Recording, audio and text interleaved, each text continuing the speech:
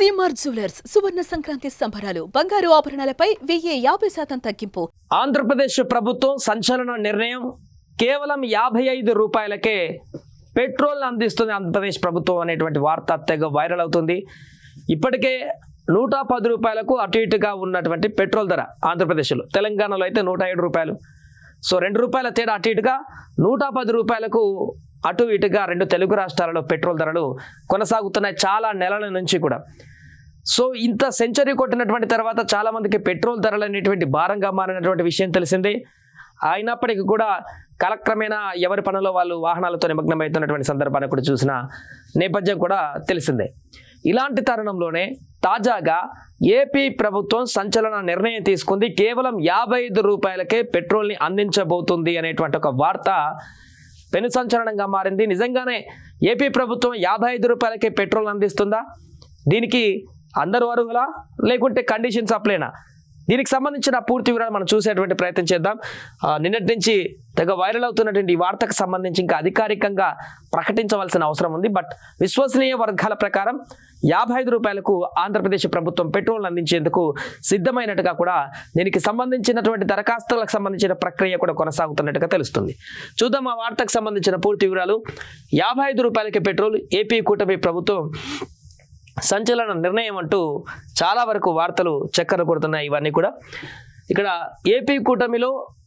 ఏపీలోని కూటమి సర్కార్ సంచలన నిర్ణయం తీసుకుంది. పెట్రోల్ డీజిల్ ధరలు భారీగా పెరుగుతున్నాయి. గతంలో కేంద్రంలోని మోడీ సర్కార్ వీటి ధరలు తగ్గించినప్పటికీ ఇంకా భారంగానే ఉన్నాయి. ఈ నేపథ్యంలో ఆంధ్రప్రదేశ్ ప్రభుత్వం గుడ్ న్యూస్ చెప్పింది. వాహనదారులకు అదిరిపోయే వార్త అందించింది.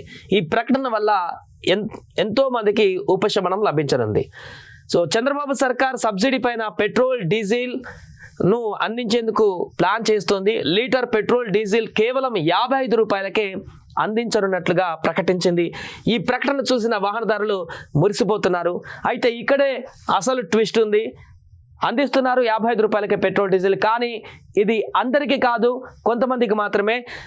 ఈ సబ్సిడీ అందరికీ కాదు, కొందరికి మాత్రమే. అసలు ట్విస్ట్ ఏంటంటే ఈ బెనిఫిట్స్ కేవలం దివ్యాంగులకు మాత్రమే అందుతుంది. వీళ్ళకు మాత్రమే తక్కువ ధరకు ఇంధనం వస్తుంది. అయితే తక్కువ ధరకు పెట్రోల్ డీజిల్ పొందాలంటే ఏం చేయాలో అనేటువంటి వివరాలు కూడా ఇప్పుడు తెలుసుకునేటువంటి ప్రయత్నం చేస్తున్నారు. ఆంధ్రప్రదేశ్లో ఒక కొత్త స్కీమ్ని పెట్టబోయేటువంటి ప్రయత్నం చేస్తున్నట్టుగా మనకు కనపడుతుంది. ఎవరైతే దివ్యాంగులుగా ఉన్నారో, ఎవరైతే సెల్ఫ్ ఎకనామిక్ గ్రోత్ను పెంచుకునేటువంటి ప్రయత్నంలో ఉన్నారో వారికి మరింత భరోసా ఇచ్చేటువంటి విధంగా, లేకుంటే మరింత వారికి అండదండగా ఉండేటువంటి విధంగా ఆంధ్రప్రదేశ్ ఒక కీలకమైనటువంటి ఇనిషియేటివ్ తీసుకుంటున్నట్టు కనపడుతుంది.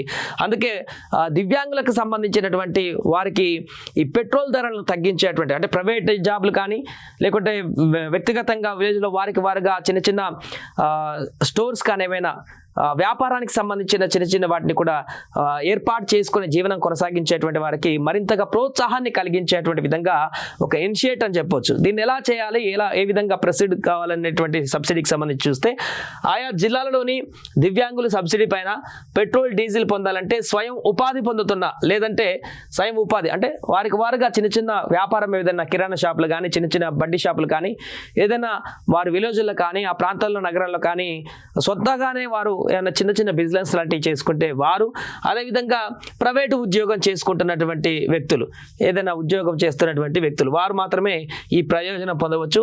ఇందుకు సంబంధించి సంక్షేమ శాఖ కార్యాలయంలో అప్లై చేసుకోవాలి. పెట్రోల్ డీజిల్ పైన సబ్సిడీ పొందాలంటే వెంటనే అప్లై చేసుకోవాలి. 3 చక్రాల మోటార్ రైజ్డ్ వాహనం కలిగి ఉన్న దివ్యాంగులు ఈ బెనిఫిట్స్ను పొందవచ్చు. అంటే లైక్ స్కూటీ, 3 చక్రాల స్కూటీ ఉంటుంది.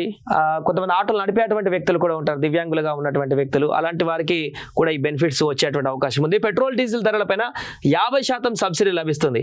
ఈ సబ్సిడీ స్కీమ్ అమలు కోసం రాష్ట్ర ప్రభుత్వం 26 జిల్లాలలో 26 లక్షలు కేటాయించినట్లుగా కూడా ఒక సమాచారం ఇప్పటికే బయటకు వస్తుంది. సర్కారు ఈ సబ్సిడీ మొత్తాన్ని లబ్ధిదారుల ఖాతాలో జమ చేస్తుంది. అయితే ఈ సబ్సిడీ పైన కూడా కాలపరిమితి అనేది ఉంటుంది. 2 HP వాహనం అయితే నెలకు 15 లీటర్ల వరకు సబ్సిడీ పొందే అవకాశం ఉంటుంది. అంతకంటే ఎక్కువ సామర్థ్యం ఉన్న వాహనం అయితే నెలకు 25 లీటర్ల వరకు మాత్రమే రాయితీ పొందేందుకు ఛాన్స్ ఉంటుంది. అంటే ఒక నెలలో 25 లీటర్ల కంటే ఎక్కువ కనుక వాహనానికి కనుక వాడుకున్నట్లయితే ఆ అంత మొత్తానికి కూడా ఈ సబ్సిడీ వర్తించదు. మొదటి 25 లీటర్ల వరకు ఏదైతే ఉందో వాహనానికి వాడుకున్నటువంటి మొదటి 25 లీటర్లకు వరకు ఈ 50% సబ్సిడీ అంటే 55 రూపాయలకు పెట్రోల్ అనేటువంటి దాన్ని వర్తింపజేస్తారు. ఆ 25 లీటర్లు దాటి ఇంకా వాహనానికి ఎక్కువ కనుక వాడుకున్నట్లయితే మనం ఇతరతర కారణాలకు రీత్యా లాంగ్ జర్నీ కనుక ఎక్కడికి వెళ్తే అప్పుడు స్వతహాగా నార్మల్ రేట్కి మనం కొట్టించుకోవాల్సిన అవసరం ఉంటుంది ఈ పథకాన్ని పొందుతున్నటువంటి వ్యక్తులు కూడా. సో ఈ సబ్సిడీ బెనిఫిట్ పొందాలంటే వారు పెట్రోల్ డీజిల్కు సంబంధించిన బిల్లులు కూడా తప్పకుండా సమర్పించాల్సి ఉంటుంది అధికారులకు, కొట్టించుకున్నటువంటి బిల్లులన్నిటి కూడా.